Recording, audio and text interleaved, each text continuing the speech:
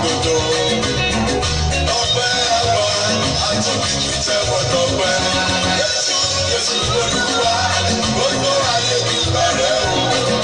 Ìwọ tó ìyáàdélé kú. Jésù Olúwa, gbogbo ayé mi bẹ̀rẹ̀ o. Ìwọ tó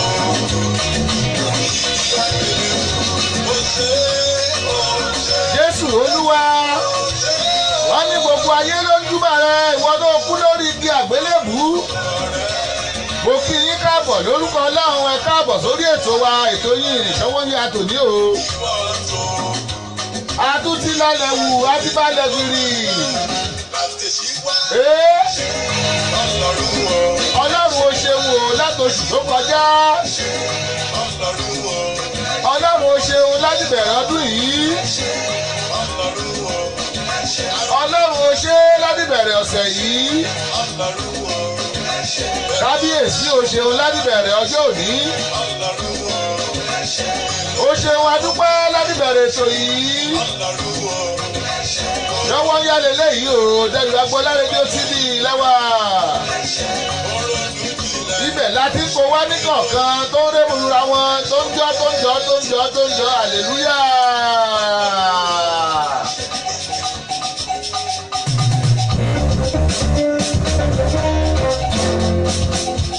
Lónìí àwọn èèyàn wá ti wọlé báàgì, wọ́n ti wọlé bàgẹ̀. Ayọ̀túndé Ayọ̀díran mọ́nà mi ẹ kú àbọ̀. Wọ́n ní Gẹ̀tùmá Diamond èmi lẹ̀ ń ké sí, ọkùnrin lẹ̀ ń ké sí. Bóòní iṣẹ́ wà.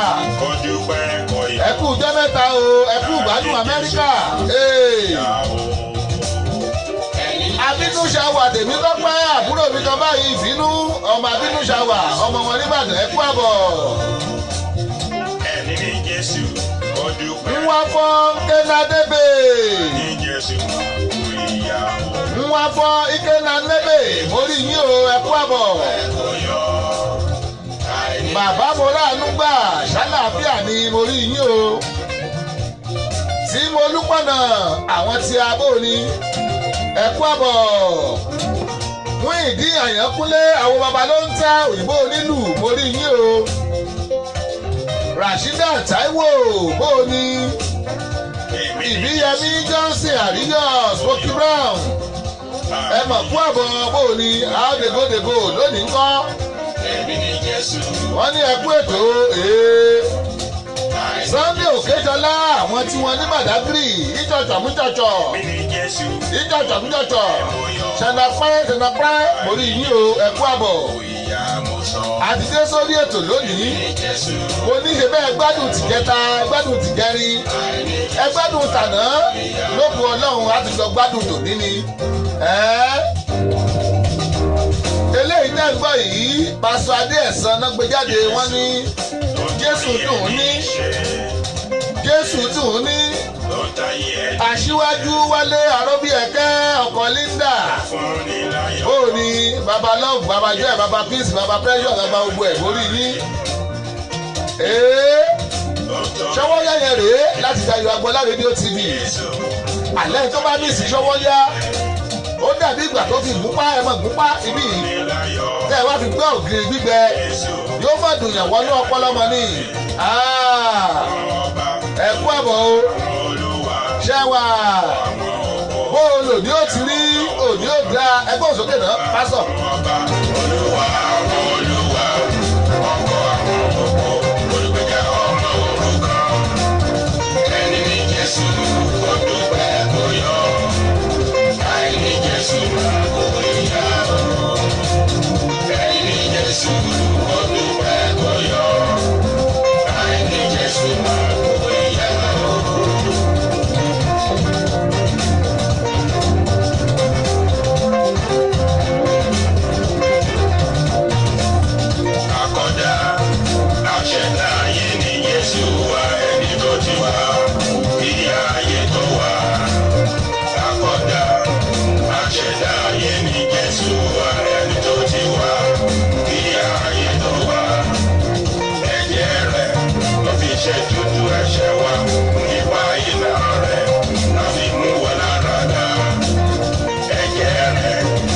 Ṣe tuntun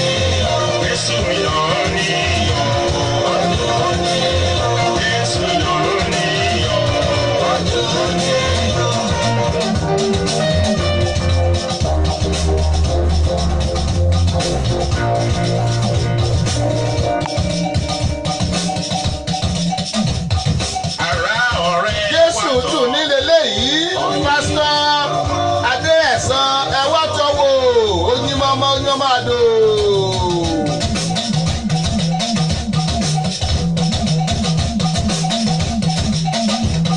Bàbá màmá ẹ wá tọ̀ wò.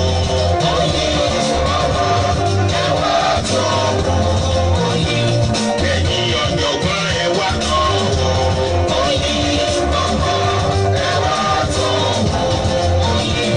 Àmọ̀rí àdúgbò ẹ wá tọ̀ wò.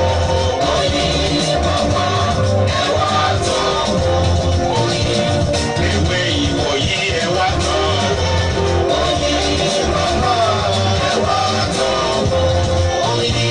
Èrò tó ń lọ lọ́nà ẹ wá tọ̀ wò.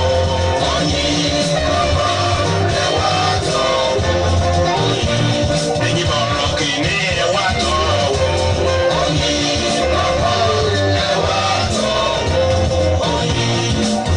Jésù táyé tó ti bàjẹ́ ṣe mí.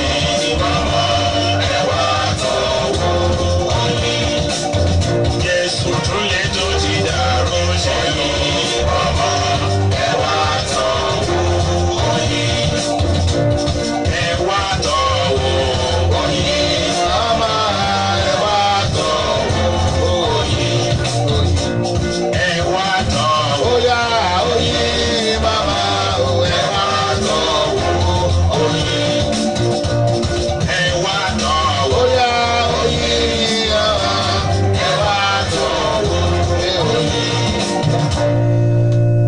Ètò Sọ́wọ́yá tó ti dóde ẹ̀ má tẹ ọ́ kó àpátápá àrà àgbàlagbà ètò tí gbogbo ayé fẹ́ gbọ́. Sọ́wọ́yá.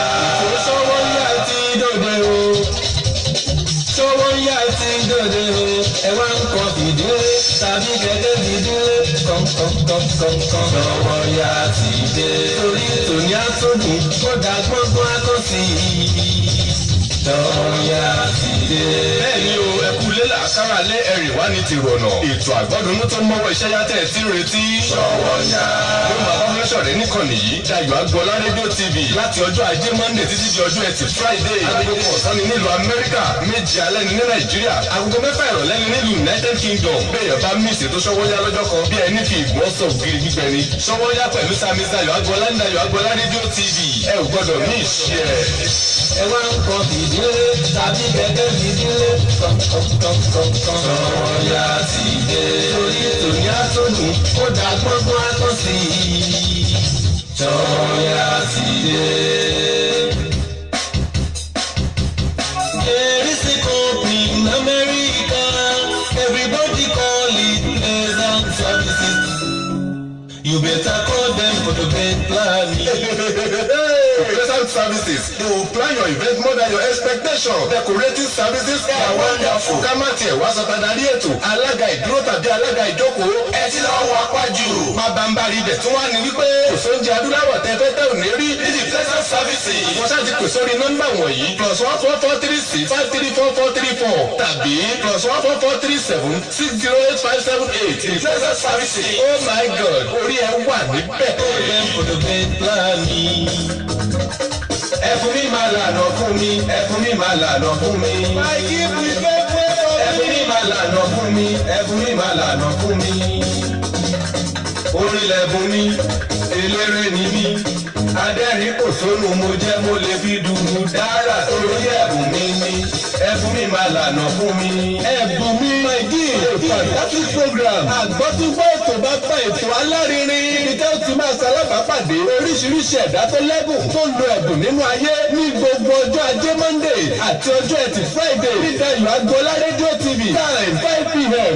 Upcoming artists can also come on the program to show their gift. Àǹfààní lálẹ́lẹ́ yìí fún gbogbo àṣẹ̀ṣẹ̀ dìde ẹlẹ́bùn tó fẹ́ kí gbogbo ayé rí ẹ̀bùn òun. Ní Dayọ̀ Agbọ́lá rédíò TV agogo 5 ìrọ̀lẹ́ ni yóò máa wáyé ní gbogbo ọjọ́ Monday àtọjọ́ Friday. Ọ̀pọ̀ ló lẹ́bùn tó jẹ́ wípé wọ́n fi ń fọṣọ pọnmi bálẹ̀ tẹ́ná nínú ilé ìdáná kó má bàa wá rí bẹ́ẹ̀. Ìwọ upcoming tó ń gbọ́ mi yọjú sí wọn lórí ètò ẹ̀bùn mi my gift ó wà interesting. Omi alágbàbọ̀rọ̀ kí ni yúgbáyúgbá ẹ gbà bẹ́ẹ̀. Ẹ̀bùn mi máa lànà fún mi, ẹ̀bùn mi máa lànà fún mi. I just want to be where you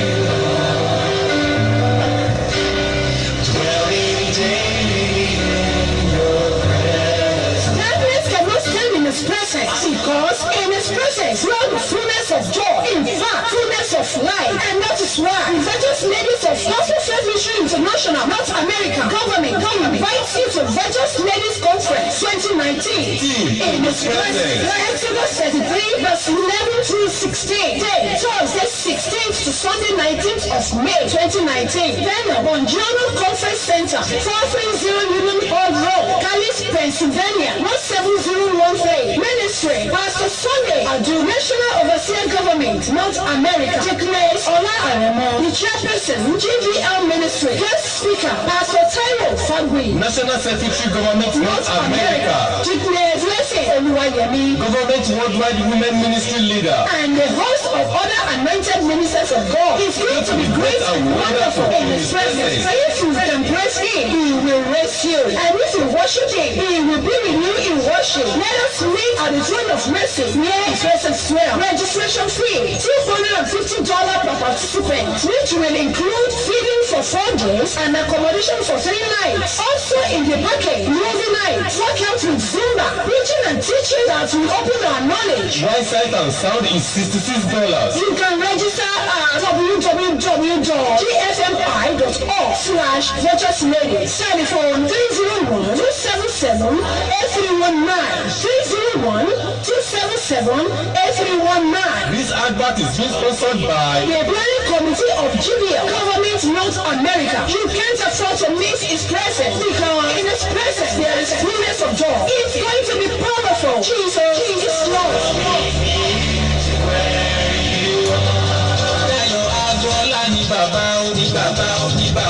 rédíò tv gbogbo ayé ayọ̀ agboola ni bàbá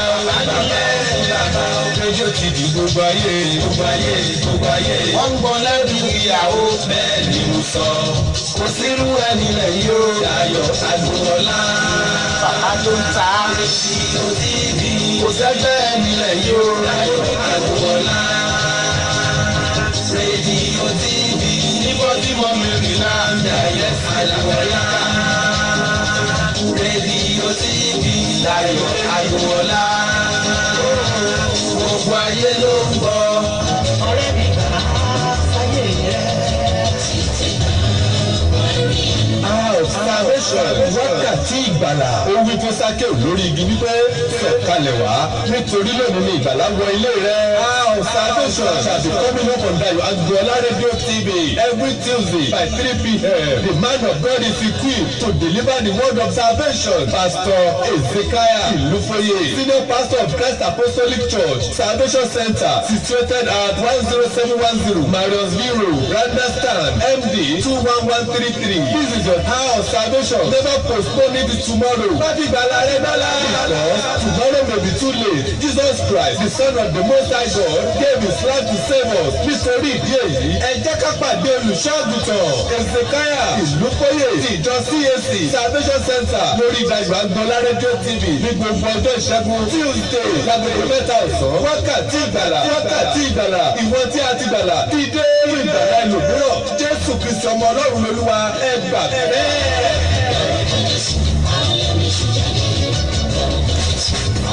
Profound and quality production. Babalonta Studio is the best. Profound and quality production. Babalonta Studio is the best. Babalonta Production, the ultimate in audio visual. Babalonta Production, the ultimate in audio visual. Yes, so you can't argue with the proof. Studios are many, but the best one is few. Babalonta Digital Studio for your recording, demo CD, mastering, marketing and promotion, and also live band performance, season DJ, videographer, photographer, master of ceremony, music consultant. Reach Samis Dayo Agboola on agboola@dayo68@gmail.com or visit our website www.dayoagboola.com. Telephone +1443 760 8578. Production, the ultimate in audio visual. Babalonta Production, the ultimate in audio visual.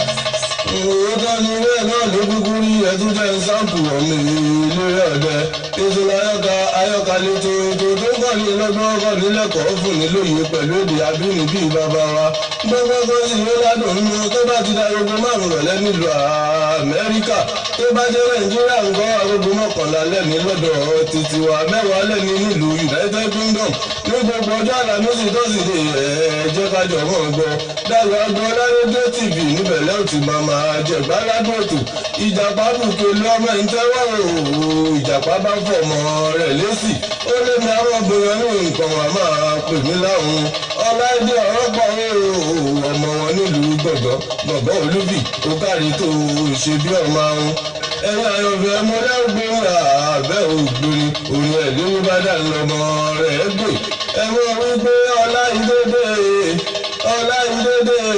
ọ̀rọ̀ pọ̀ mọ̀mọ́ ló àyọkàrí ọláìdédé ọ̀rọ̀ pọ̀ mọ̀mọ́ ló àyọkàrí ọláìdédé ọ̀rọ̀ pọ̀ mọ̀mọ́ ló àyọkàrí ọláìdédé ọ̀rọ̀ pọ̀ mọ̀mọ́ ló àyọkàrí ọláìdédé. olùtọ́ni bẹ́ẹ̀ náà ló kúkú rí Dayọ̀ Agboola rédíò TV láti màmá jẹ̀bá lábẹ́ ètò.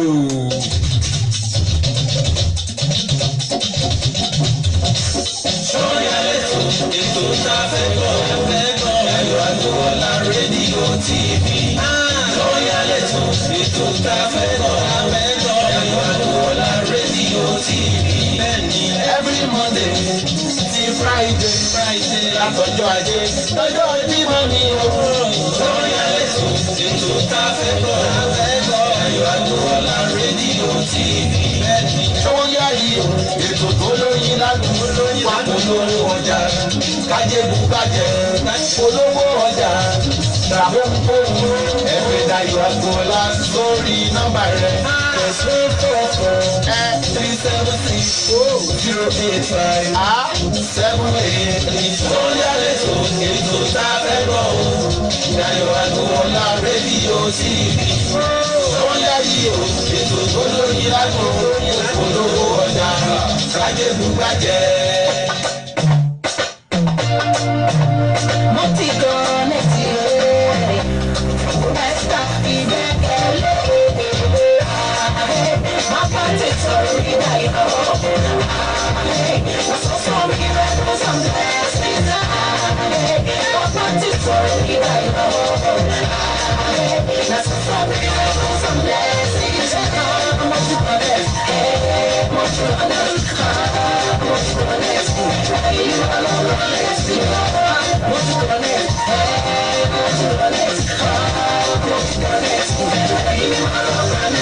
ẹ tún káàbọ̀ sórí ètò wa Ṣọ́wọ́nyá náà la wà lórí ẹgbẹ́ láti ń ṣàtẹ́gùn láàmú Dayọ̀ Agboola rédíò TV ní o iléeṣẹ́ rédíò tẹlifíṣàn tó bí kalẹ̀ sí ní Baltimore Babalóńtà digital studio láti bí mi látò ìwọ̀n ibẹ̀ láti kàn káàkiri àgbálá ayé mi tẹ́ bá ti ń gbọ́ wa mo ní Maryland nípínlẹ̀ tá a wà Amẹ́ríkà lórílẹ̀‐èdè tá a wà mo lẹ́yìn èèyàn wa bẹ́ẹ̀ wọlé ń gbà mo wọ yàrá àkéde lọ Fọlákẹ́ Ayọ̀dìran ìyàwó ọ̀rẹ́ mi ayamọ́nà mi mo rí yín o ẹ kú àbọ̀ Ruth Ọláìdé Adéjùmọ̀ mo lẹ́yìn náà bẹ́ẹ̀ ṣe wọlé ògbó ni Ṣọ́wọ́nyá lẹ́tọ̀ Ọláìdé Sàmíù mo rí yín ẹ kú àbọ̀ Dixon Olúgbòdì alẹ̀ pẹ̀pẹ̀ bó ni àdègódègó ẹ kú àbọ̀ Maria Omidiya Ọ̀jájú ni ìyá Michelle bó ni ẹ kú àbọ̀ o Ẹ̀dọ́lá Akíláyọ̀ Bàbá Gbọ́lá àwọn dègódègó Adébọ́lá Ayílẹ̀ká ọlọ́jọ́ bí àná ọlọ́jọ́ bí òní dẹ̀ ni ààyè ẹ̀mọ́jọ́ ní ṣe bẹ́ẹ̀ dé mbẹ́ bóyá àná ni àbóní all the same happy birthday to you Adébọ́lá Ayílẹ̀ká Adémúyíwá ẹ kú àbọ̀ èmi ti kọ̀nẹ́ẹ̀tì o mo ti kọ̀nẹ́ẹ̀tì lórí ètò Ṣọ́wọ́nyá ẹ máa kọ̀nẹ́ẹ̀tì tó bá yẹ pé ẹ̀ṣẹ̀ ń wọlé ni àbí tó bá jẹ́ pé àkọ́kọ́ tẹ̀ ń wọlé rèé ẹ lọ sí Google Play Store lórí Android yín ẹ lọ síbẹ̀ Google Play Store ẹ lọ ṣáàṣì ẹ̀yẹ táìpù Dayọ̀ Agboola síbẹ̀ tẹ bá iṣẹ́ Dayọ̀ Agboola bẹ̀ yọ jáde ẹ dánlóòdù ẹ lọ́fẹ̀ẹ́ màbá fún wa ẹ máa gbọ́ rédíò wa lọ́wọ́ rẹ̀ ẹ lọ lórí YouTube ẹ tàbí Dayọ̀ Agboola kan náà síbẹ̀ Dayọ̀ Agboola ẹ máa gbogbo ètò wa bí a ti ṣe bóyá ṣàpàpà sínú èlò mínísítì ẹ̀ tó látàbọ̀gì ẹ máa rí gbogbo ẹ̀ níbẹ̀ ẹ lọ lórí Facebook wo pages mẹ́rin lẹ́ka bá a pàdé ẹ máa bá a pàdé lórí Dayọ̀ Agboola Diamond ẹ máa bá a pàdé lórí Dayọ̀ Agboola rédíò TV adé bá bá a pàdé lórí service Dayọ̀ Agboola ẹ lè bá a pàdé lórí baba ló ń ta bẹ́ẹ̀ ni naso debi yes Colombia ló bá jẹ́ Instagram ni ló ń ta bàbá àti service Agboola ni ó kọjá àbíkẹ́bù ló connect gòkè bá jọ wà àbúrò mi kan báyìí bá ń dá létò yìí.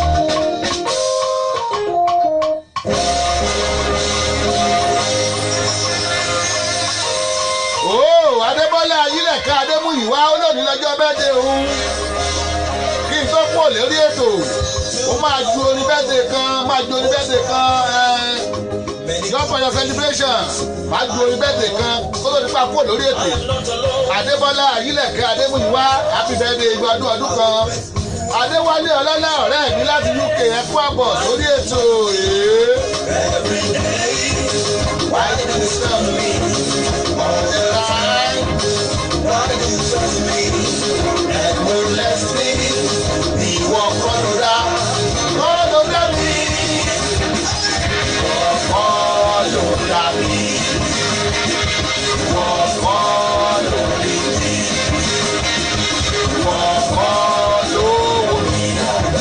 Why did you trust me? Why did you love me?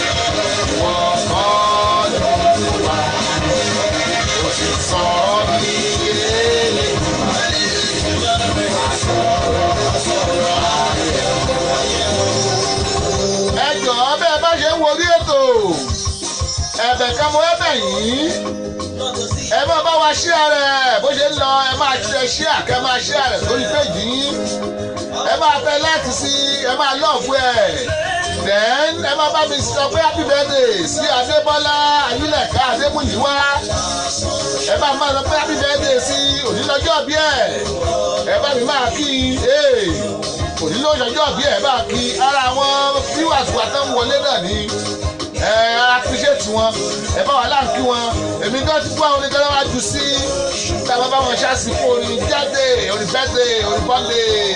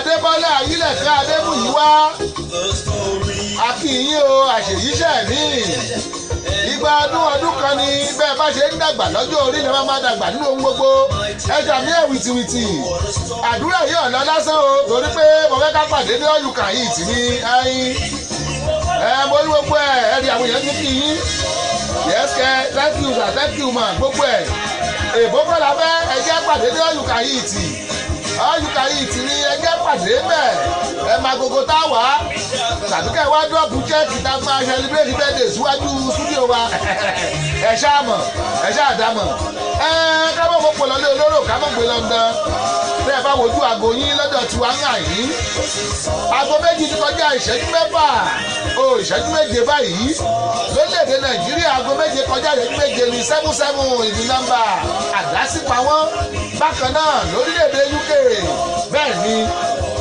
ẹ̀ẹ́dẹ́wà ní 50,000 kọ́ o aago kan ti kọjá ìṣẹ́jú méje ní 107 ẹ jẹ́ ju omi bẹ́ẹ̀ dé síná ká kó máa bá lọ bẹ́ẹ̀ ó dáa.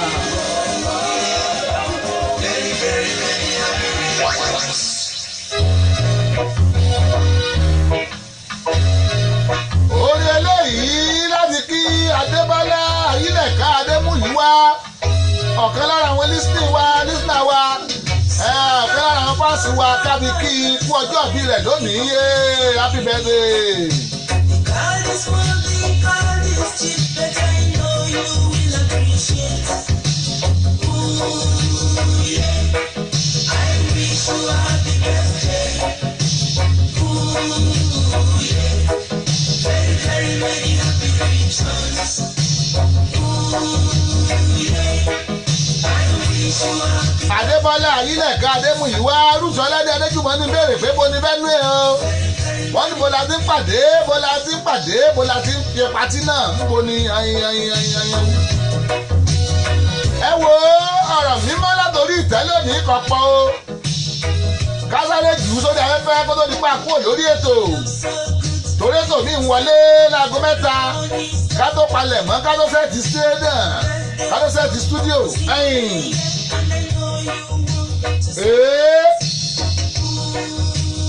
wọ́n ní ká jí aṣọ́ra wa pé báwọn ajínigbé ṣe ń jínigbé káàkiri àgbálá ayé kìí Nàìjíríà nìkan o wọ́n ní ká jí aṣọ́ra wọ́n pèlè ìṣọwọ́ sí wa wọ́n ní ká jù sẹ́yìn èèyàn wọ́n ní tẹ́ ẹ bá ń wa mọ́tò lálẹ́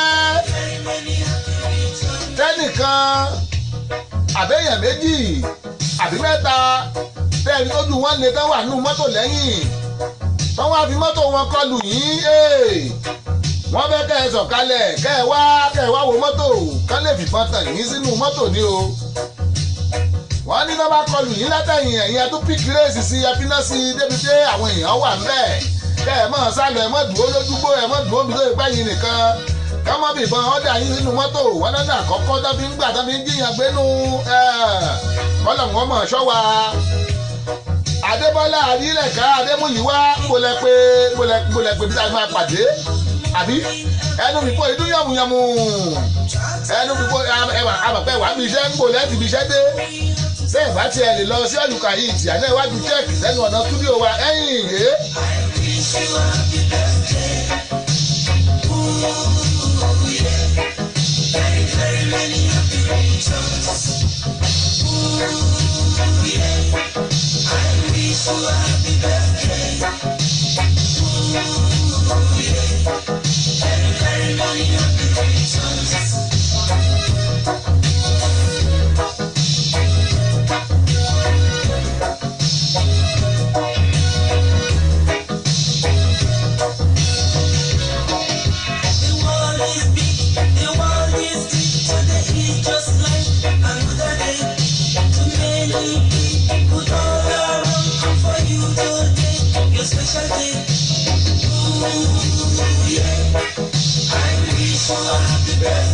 oníbẹ̀ bá ṣe ń wọlé ẹ̀yin èèyàn wa ẹ máa bá wa láìkí ẹ̀ kẹ́ máa lọ́ọ̀bù ẹ̀ ẹ bá wa share rẹ̀ sórí péèjì yín ẹ dẹ̀ bá wa kí Adébọ́lá Ayílẹ̀ká Adémúyìwá kú ọjọ́ bí ìkàwé fẹ́ kẹ́ iye fún wa náà nù ẹni George àwọn tèmi ní Atlanta Georgia àmórí yín o ẹ kú àbọ̀ Tóbi Akápò bóò ní iṣẹ́ wa ṣọwọ́ yálé tó tó ń lọ lọ́wọ́lọ́wọ́lọ́wọ́ àlónìí là ń ṣe birthday Adébọ́lá Ayílẹ̀ká Adémúyìwá ẹ bá mi ṣe happy birthday sí ẹ bá wa share rẹ̀ ẹ bá wa like ẹ̀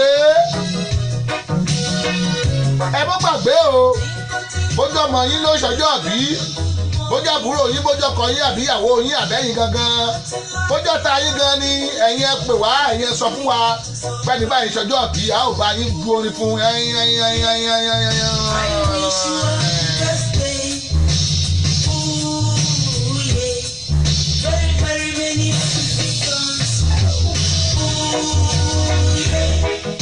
ọ̀rọ̀ mímọ́ látòrí ìtẹ́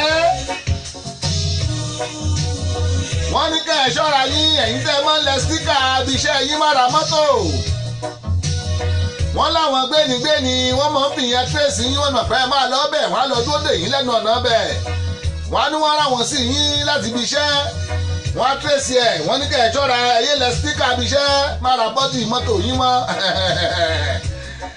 àbí ńjọ́ wo lẹ di advertiser fún lè ṣẹ́ ọlọ́rẹ̀wájú ọ̀la borí yín o ẹ̀kú àbọ̀ ṣáàfíà lẹ́wà ṣọwọ́ yàrá o Adébọ́lá Ayílẹ̀ká Adémúyìwá ọlọ́jọ́ bí òní ó ní I'm close to tears thank you we will be celebrating by next year by God's grace ọ̀dà ó ní eléyìí kẹ́ ẹ fajó mi iṣẹ́ tẹ́ wà yẹn náà ni kẹ́ ẹ jó sí wọ́n ní ẹ bá ti kúrò kú súnmọ́ kò jìnnà lẹ̀ ẹ mọ̀ jó ń bẹ̀ wọ́n ní mọ̀ pé ẹ̀jó náà ni.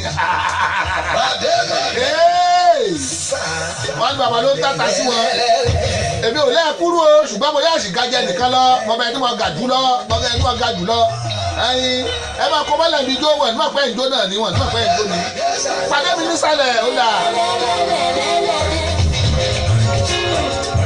Adébọ́lá pàdé mi nísàlẹ̀ òkílẹ̀.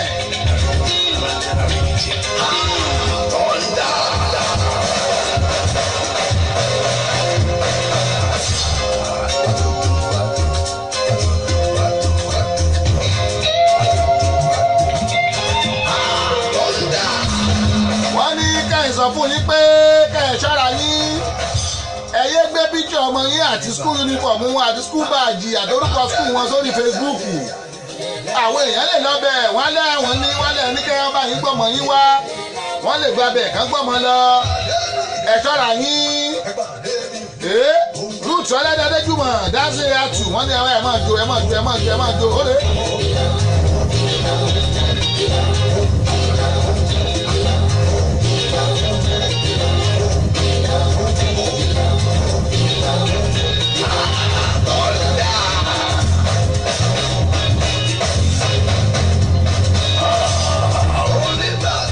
wọ́n ní kó o má jẹ́ tó yẹ pé ìwọ ló máa lọ sí ATM tó lọ gba owó ilé ayé mẹ́ torí bẹ́ẹ̀ làwọn báńkì kan yẹ fi límìtì sí ATM tó lè gbà lójúmọ́ torí tiẹ̀ ní o kọ́ ọ má gba owó tán máa gbà díẹ̀ bọ́ tiẹ̀ nídìí 10,000 ó lè má gbà ní 2,000 kó o lọ ATM kan kó o tún padà bò míì láti secure yourself ọmọ bọ́lá ń lé ọmọ ìyá àríkẹ́ borí yín o ẹ̀kú àbọ̀ bẹ́ẹ̀ bá ṣe ń wọlé ẹ̀ máa share rẹ̀ bẹ́ẹ̀ bá ṣe ń wọlé ẹ̀ máa like ẹ̀ bẹ́ẹ̀ bá ṣe ń wọlé ẹ̀ máa love ẹ̀ bẹ́ẹ̀ bá ṣe ń wọlé ẹ̀ máa bá mi kí Adébọ́lá Ayílẹ̀ká kú ọjọ́ bí ẹ̀ òkú diri ují ẹsẹ̀ èyí mi fẹ́ yọ òkú diri ují ẹsẹ̀ mo rí yín o ẹ̀kú àbọ̀.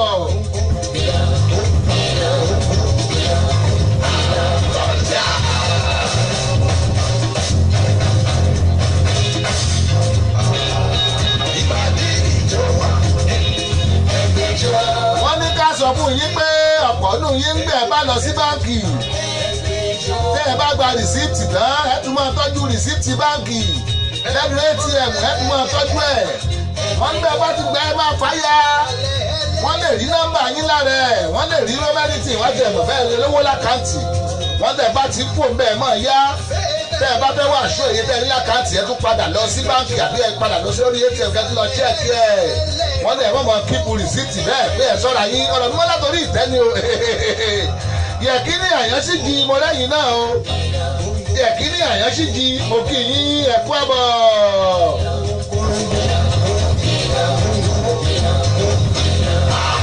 Àdébì nísàlẹ̀ pàṣẹ.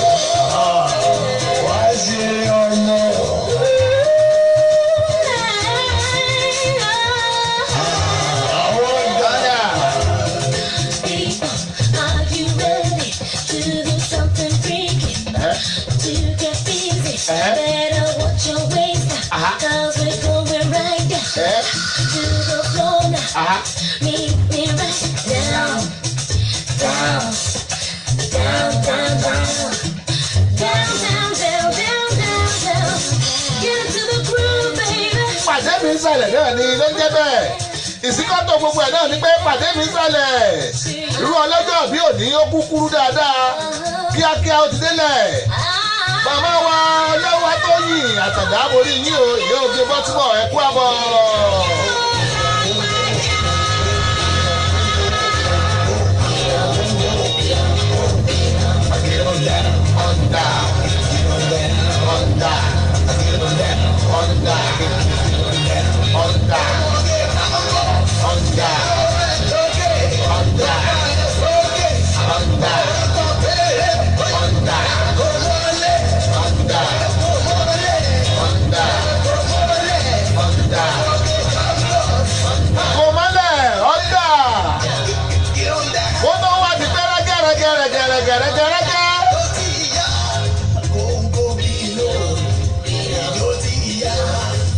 ọ̀rọ̀ mímọ́ látòrí ìtẹ́ wọ́n ní sọ fún yín pé bẹ́ẹ̀ bá ṣe wọnú ilé yín láyé tá a wà yìí ẹ máa tilẹ̀kùn ẹ máa rí pé wíńdò yín wà ní títì ẹ rí pé lẹ̀kùn yín wà ní títì kódà kó yẹ pé ẹ kẹ̀ṣẹ̀ wọlé ẹ tó fẹ́ bù kẹ́kẹ́ bọ́ta ni ẹ tilẹ̀kùn yín bẹ́ẹ̀ bá ṣe tilẹ̀kùn lé yín ẹ máa tilẹ̀kùn mọ́tò yín nǹkan lè bá rí lọ lè ń jí o bẹ́ẹ̀ bá sáré bọ́ta tẹ̀rẹ̀ mú nǹkan ẹ tilẹ̀kùn sẹ́yìn yín bẹ́ẹ̀ bá bẹ́ wọlé ẹ tilẹ̀kùn ọ̀rọ̀ mímọ́ látòrí ìtẹ́ tò ní ara ẹ̀ náà nu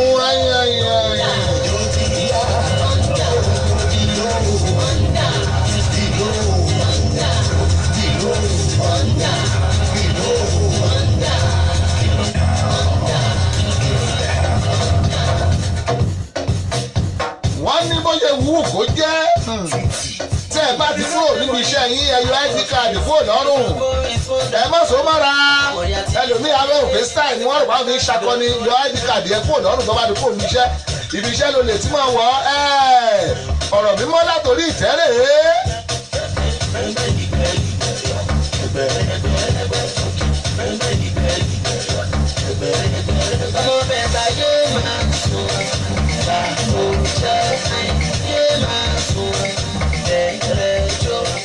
wọ́n tún ní kí n sọ fún yín pé adájọ́ mọ́tàsé asọ̀rọ̀ mọ́yẹ̀ ọjọ́ bá sọnù náà ń wá o adájọ́ mọ́tàsé asọ̀rọ̀ mọ́yẹ̀ ọjọ́ bá sọnù náà ń wárù wọn wọ́n ní sọ fún yín pé ibi tẹ́ bá ń lọ ẹ jẹ́ káwọn èèyàn yán ọmọ bẹ́ẹ̀ wọ́n sọ pé òun lọ Sókótó kán bọ̀ ní Kwara wọ́n ló ń lọ Port Harcourt kán lè bọ̀ ní Maiduguri ibi ó bá ń lọ ibi iṣẹ́ ẹlòmíì àná ń lọ ọ̀tọ̀ níbi tẹ́ ti bá ẹlòmíì tán ni ó gbà síbì kan tó bá ní nǹkan ṣẹlẹ̀ ńbẹ̀ á ní ọkọ̀ mi ò lè sí ńbẹ̀ hùn torí pé ọ̀tọ̀ níbi tọ́kọ́ lọ pọ́n lọ ayé ìsìtẹ́ tiẹ̀ ń tàbọn tẹ́ ń tàyàn lọ́gbọ̀n tẹ́ ń ṣe ogbẹ́ ọlọ́run ní bí aṣọ alábàákàkó ọlọ́run ní bí aṣọ alábàákàdé orí ibú o ọlọ́run ní bí aṣọ kòńgẹ́ bí ayé ìsìtẹ́ pé wọ́n kàn ń wọnú mọ́ọ̀lù wọ́n kàn ń wọnú skul wọ́n ń wọnú chọ́ọ̀chì wọ́n ń wọ bí láti mọ tàbọn mọ́ sọ fáwọn èèyàn ibi tó bá lọ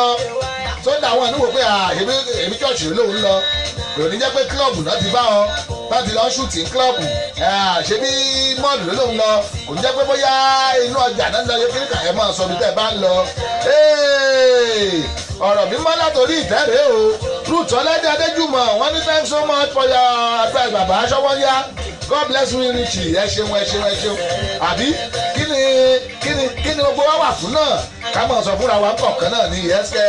olówó lórí Instagram owó ní bàtà ṣé ó ṣì ọdún tuntun lára yìí àwọn òfin ṣe ó ṣì owó tó kọ́ lè sí olówó bẹ́ẹ̀ sáyé. wọ́n tún ní kí n sọ fún yín pé tẹ́ ẹ bá náwó tẹ́ ẹ bá múyàn lówó ẹ mọ̀ ṣe lábẹ́nú ẹ mọ̀ ṣe ń ta 100,000 òkè má wọlé ìbá fún ẹ tó bá dọ̀la wá gbà á ó yẹ kó o sọ fẹ́ nìyẹn pé wò ó táwọn èèyàn bá wà ń bẹ̀ mi ò rò kí mo lè àfọ́ọ̀dù owó yẹn o mi ò rò kí mo lè rówó yẹn a máa sọ̀rọ̀ létà lẹ́yìn tó bá sọ̀rọ̀ létà níkẹ́ni ọwọ́ àgbà yẹ pé kọjá táwọn èèyàn máa rí pé owó ń bẹ lọ́wọ́ rẹ be very very careful wọ́n ní ìṣọ́ra lóògùn àgbà ẹ múra Adébọ́lá Ayínẹ̀ká ó yẹ gbèsè lè lọ ṣètò ọ̀bọ̀dì lẹ́sìn.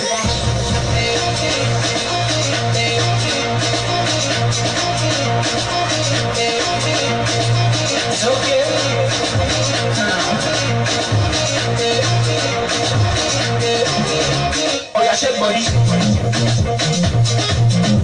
Bóyá mo gbọ́ yìí. Aláàbò. Bóyá ṣe gbọ́ yìí. Èyí tó tún jọ bẹ́ẹ̀ tó jọrú ẹ̀. Wọ́n ní ìfúnra lògùn àgbà ìfúnra. Pásá ò fúnra pásá jáná. Àjọ fúnra àjájìn. Onílé tí ò fúnra olè kó lọ. Ìyàwó tí ò fúnra lọkọ wọn ń gbẹ́ lòmí ìwánulé. Wọ́n ní ẹ fúnra o. Wọ́n ní ká ẹ make sure pé gbogbo tẹ́ bá ń ṣe ẹ máa fi safety ṣe number 1. Ẹ máa fi ààbò ṣe àkọ́kọ́. Ẹ fẹ́ lọ dáná ni ẹ má mú fóònù yín lọ síbi tí gáàsì bá wà. Radiation tó wà nínú fóònù ó lè ṣáná sí gáàsì fúnra ara rẹ̀ mọ́tò pẹ̀ ń dáná gáàsì kan láì. Ẹ dákun wọn nítorí eléyìí kẹ́ ẹ máa lo earpiece àbí ẹ máa lo bluetooth torí ẹ lò ìwé ṣe bluetooth. Ayé àtijọ́ táwọn èèyàn fẹsẹ̀ rìn lóríṣiríṣi ọ̀pọ̀lọpọ̀ olè ló ń dá wọn lọ́nà ló ń ṣe jàmbá nígbà bẹ̀rẹ̀ sí ní ṣe aeroplane tí bá yẹ pé aeroplane ń já kò sólè tó ń dá aeroplane lọ́nà o. Àwọn nǹkan tó ń ṣe wọ́n fẹ́ kó sèfù díẹ̀díẹ̀ náà nítorí wọ́n mọ̀ pé oríṣiríṣi nǹkan náà ń ṣe tó ti ń fa àkóbá àbí tí kò bá mú fóònù lọ síbi tí gáàsì wà ó lè explode ó lè gbaná. Wọ́n lè wà kíápù ẹ dákun ẹ má mú fóònù yín lọ ẹ má tiẹ̀ mú fóònù lọ́nù kitchen. Fi fóònù àbẹ́ rí fóònù ẹ wo WhatsApp ní ẹ wo kiri ni réè sì ń lọ bá ṣe sọ fún wa o. Radioactive wave ni wọ́n ló ń lọ bẹ́ẹ̀ ẹ dákun ọ̀rọ̀ mímọ́ látòrí ìtẹ́nu o. Ó dẹ̀ pé ẹ̀jẹ̀ wà kàn sí kó tó di pé ayé kúrò. Wọ́n wá ní ká ẹ ṣọ́ra o.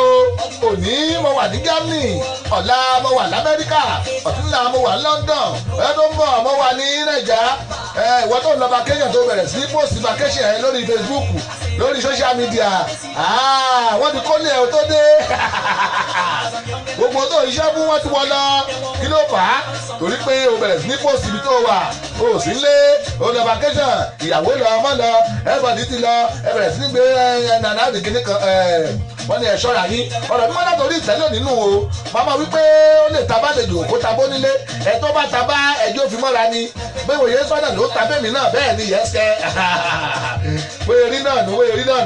Ẹ wo ẹ jẹ́ wọ yàrá kéde náà kó ló di pé aráàlú ẹ̀ ọ̀pù torí pé àríkàn mi ìnáwó àkómi ẹ̀ràndájà wọn àgbá àbí wọ́n kà fà á ó dà gbọ́nsókè. Ètò Sọ́wọ́nyá tó ti dóde ẹ̀ má tẹ ọ́ kó àpátápá àrà àgbàlagbà ètò tí gbogbo ayé fẹ́ gbọ́. Sọ́wọ́nyá ti dóde o. Sọ́wọ́nyá ti dóde o. Ẹ wá nǹkan fìdílé tàbí kẹ̀kẹ́ fìdílé kọ̀ǹkọ̀ǹkọ̀ǹkọ̀ǹ. Sọ́wọ́nyá ti dé. Torí tòní àtúndùn ó dá gbọ́ngàn tó sí i. Sọ́wọ́nyá ti dé. Bẹ́ẹ̀ni o, ẹkú lélà kára lé ẹ̀rì wá ní ti rọ̀nà. Ètò àgbọ̀dúnú tó mọ́wọ́ iṣẹ́ yàtẹ̀ tí ń retí. Sọ́wọ́nyá. Ló máa bá fẹ́sọ̀rẹ́ níkànnì yìí. Dayọ̀ Agboola rédíò TV láti ọjọ́ ajé Monday títí di ọjọ́ ẹtì Friday. Agogo kan ọ̀sán ni nílùú Amẹ́ríkà, méje alẹ́ ni ní Nàìjíríà. Agogo 6 ìrọ̀lẹ́ ni nílùú United Kingdom. Béèyàn bá mí ìṣètò Sọ́wọ́nyá lọ́jọ́ kan bí ẹni fi ìgbọ́n sọ ògiri gbígbẹ ni. Sọ́wọ́nyá pẹ̀lú Sami Dayọ̀ Agboola ní Dayọ̀ Agboola rédíò TV. Ẹ ò gbọ́dọ̀ ní ìṣe ẹ̀. Ẹ wá ń kọ fìdílé tàbí kẹ̀kẹ́ fìdílé kọ̀ǹkọ̀ǹkọ̀ǹkọ̀ǹ. Sọ́wọ́nyá ti dé. Torí tòní àtúndùn ó dá gbọ́ngbọ́n tó sí i. Sọ́wọ́nyá ti dé.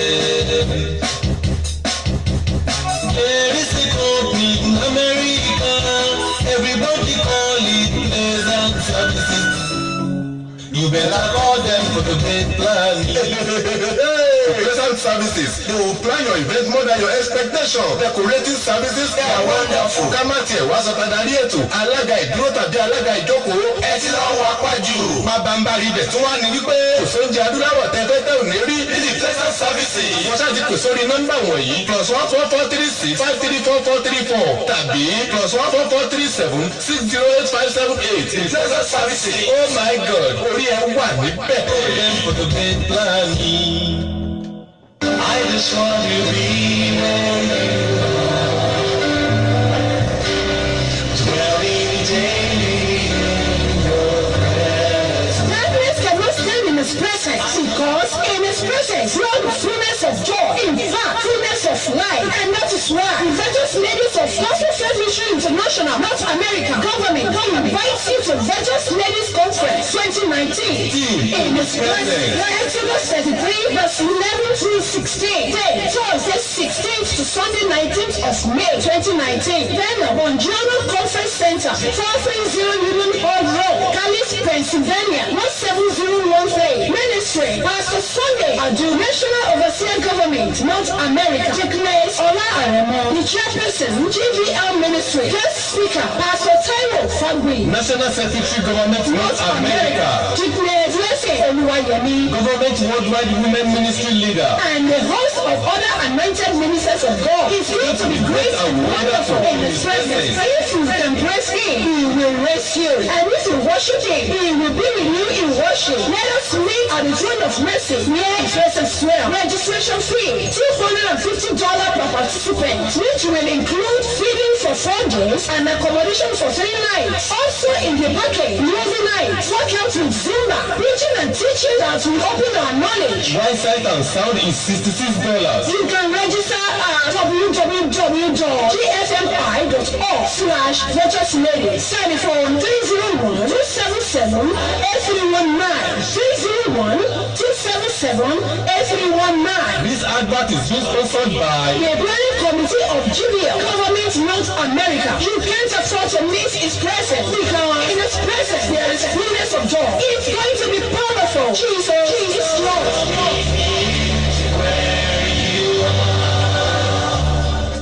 Ẹ̀fún mi máa lànà fún mi, ẹ̀fún mi máa lànà fún mi. Ẹ̀fún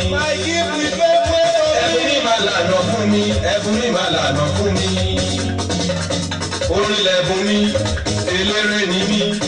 Adẹ́rìn kò sónú mo jẹ́ mo lè fi dùnú dára torí ẹ̀bùn mi ni. Ẹ̀fún mi máa lànà fún mi. Ẹ̀bùn mi my dear. Fantastic program. Àgbọ́túgbọ́ ètò bá pa ètò alárinrin. Ibi tí ó ti máa ṣalábàápàdé oríṣiríṣi ẹ̀dá tó lẹ́bùn tó lo ẹ̀bùn nínú ayé ní gbogbo ọjọ́ ajé Monday àti ọjọ́ ẹtì Friday. Nígbà ìlú Agboola Radio TV. Time 5 p.m.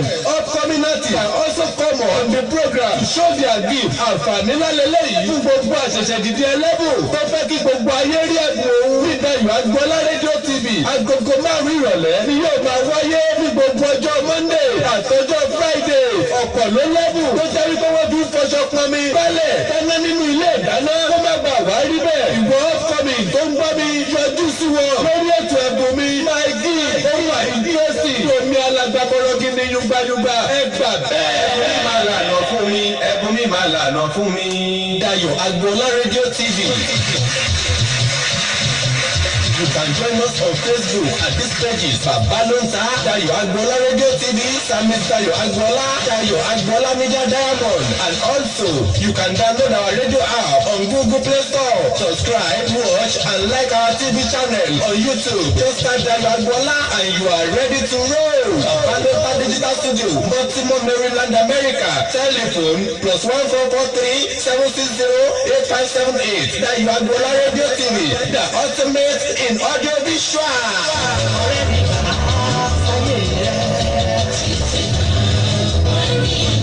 Salvation wákàtí ìgbàlà. Orí tó sáké lórí igi wípé sọ̀kalẹ̀ wá nítorí lónìí ni ìgbàlà wọ ilé rẹ̀. Salvation tàbí gómìnà Dayo Agboola Radio TV every Tuesday by 3 p.m. The man of God is equipped to deliver the word of salvation. Pastor Ezekiah Ilufoye, Senior Pastor of Christ Apostolic Church, Salvation Center, situated at 10710 Marius Vero, Randa Stand, MD 21133. This is your house of salvation. Never postpone it to tomorrow. Because tomorrow may be too late. Jesus Christ, the Son of the Most High God, gave His life to save us. Nítorí ìdí èyí, ẹ jẹ́ ká pàdé olùṣọ́àgùtàn Ezekiah Ilufoye ti ìjọ CAC Salvation Center lórí Dayo Agboola Radio TV ní gbogbo ọjọ́ ìṣẹ́gun Tuesday lábẹ́rẹ́ mẹ́ta ọ̀sán. Wákàtí ìgbàlà, wákàtí ìgbàlà, ìwọ tí a ti gbàlà, dídé ìgbàlà ẹlòmíràn. Jésù Kristi ọmọ Ọlọ́run lolúwa ẹ gbà bẹ́ẹ̀.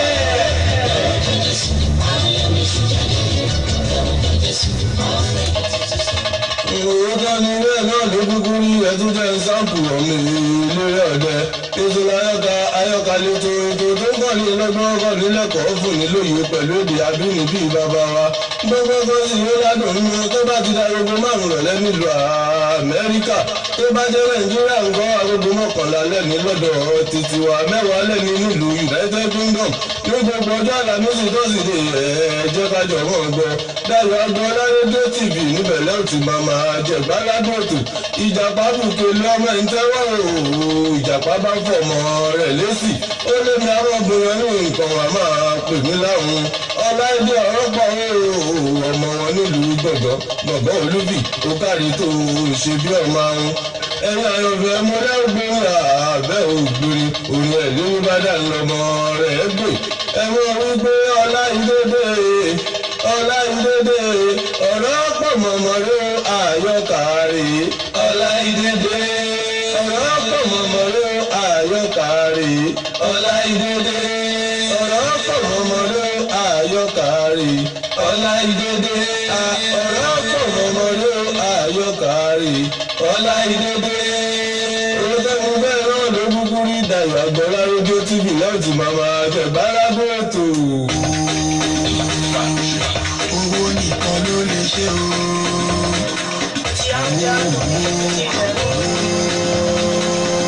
owó nìkan ló lè ṣe o. I wanna be on top of it. I wanna be doing it. I wanna be controlling it. I wanna be a present. Kí n ṣàtìlú, olè ló pọ̀ ọmọ jẹ́ kí n ṣàtìlú. Wáyà kí n ṣàtìlú. Mọ́mí ọ̀la kí n ṣàtìlú. Ó lè jẹ́ kán máa ń báyà kí n ṣàtìlú.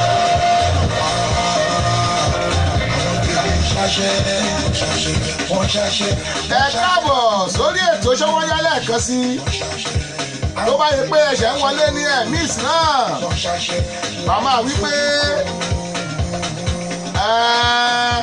ẹ̀ ń bá bóre ọ̀fẹ́ kọ́ ọba dùà ẹ̀ ń bá bóre ọ̀fẹ́ ọba dùà yẹ́sẹ̀ ìtẹ̀ báwọn náà orí ọ̀fẹ́ ni lórí ètò Ṣówónyá tòní adúpẹ́ tí Ọlọ́run ṣọ́ wa tó pa wá mọ́ ẹ jẹ́ pàdé lórí ètò àyọkà nírọ̀lẹ́ òní o láago 5 pẹ̀lú Ọláìdé ọ̀rọ̀ pọ̀ ojú tẹ́ fi wò wáyé ò mọ̀ ní fọ́ o etí tẹ́ fi ń gbọ́ wa ò ní di tí nígbà tá a máa pàdé láago 5 lórí ètò àyọkà mo ní agogo ayọ̀ kó máa dún lé yín agogo ayọ̀ kó máa dún lé tèmi agogo ayọ̀ kó máa dún lé gbogbo wa lórúkọ Jésù Kristi Olúwa wa àmín.